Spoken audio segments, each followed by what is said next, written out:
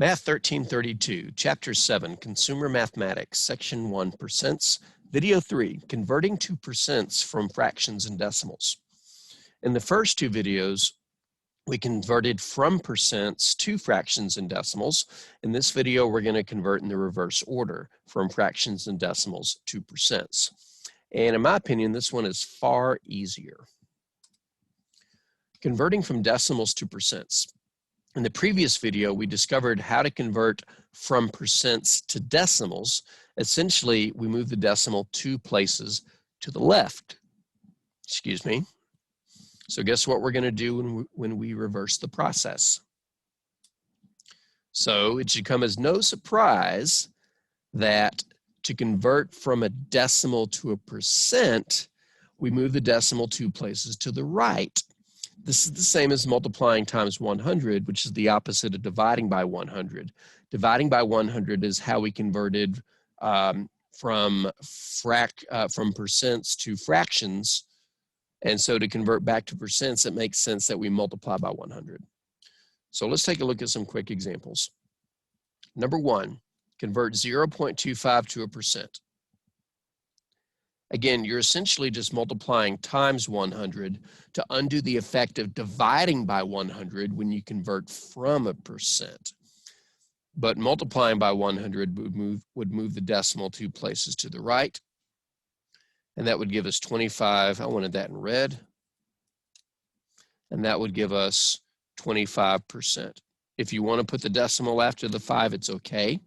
But being a whole number, it's not really necessary. So what could go wrong?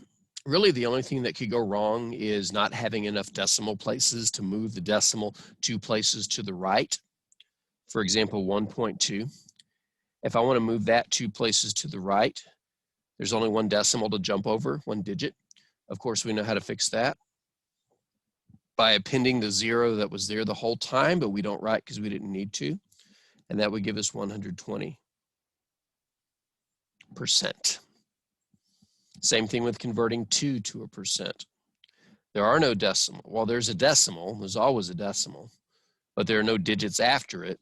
And we need 2 digits in order to move the decimal place 2 to the right. And so the number 2 as a percent is 200%. So to convert from decimals to percents, move that decimal 2 places to the right. Converting from fractions to percents. You might think converting from fractions to percents is tough if you're trying to reverse the process of converting percents to fractions. Just a reminder how that went.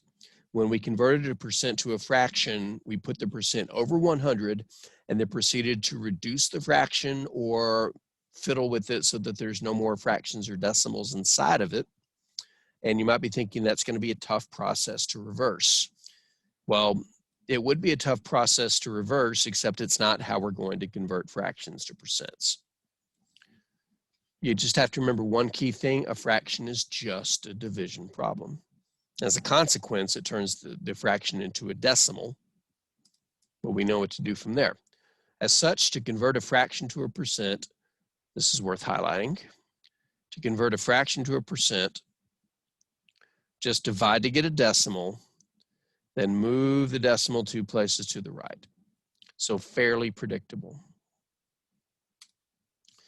Convert the following fractions to percents. If necessary, round your final answer to 2 decimal places after converting to a percent. Full disclosure, I forgot to start my 10-minute timer, but I'm pretty sure this video is not going to hit 10 minutes. All right, so let's convert 4/5 to a percent. And if necessary, we'll round our final answer to 2 decimal places. It's like you're taking a detour through decimals. 4/5 literally means 4 divided by 5. And either by hand or using the calculator of your choice, you're going to get 0.8. And now that we have a decimal, we can just change it to a percent by moving the decimal point 2 places to the right. There's not 2 digits after the decimal, so we'll append a 0 and then move it 2 places to the right. That will give us 80 with a decimal after the 0 if you want, but it will give us 80%. I did not mean to erase that. 1 second, folks. Okay. All right, so that one was pretty easy. And really, they all run the same course. The only thing that can go a little bit wonky is if your decimal decides it doesn't want to end. For 27/25, I'm going to make a prediction. This is more than 100%. At the end, if I'm right, I'll go back and explain why I made the prediction. 27/25 means 27 divided by 25. And again, using the calculator of your choice, excuse me, just remember that on a test, you can't use a calculator that is attached, a part of something with Wi-Fi capabilities. So no phones, no calculators on phones, tablets, et cetera, et cetera. But if you do 27 divided by 25, you'll get 1.08. And we have 2 decimal places already, so we can move that decimal to the right twice and give us 108 with a decimal at the end if you must, 108%. So how did I know that this answer was going to come out to be more than 100%? Look at the fraction. It's improper, and more importantly, it's greater than 1. How can you tell when a fraction is greater than 1? When its numerator is greater than its denominator. So anytime you have an improper fraction, you should expect an answer greater than 100%, because as a decimal, that number is greater than 1. And so we've already got 1 digit, and then moving the decimal 2 places gives us 3 or more digits, which means it's 100% or more.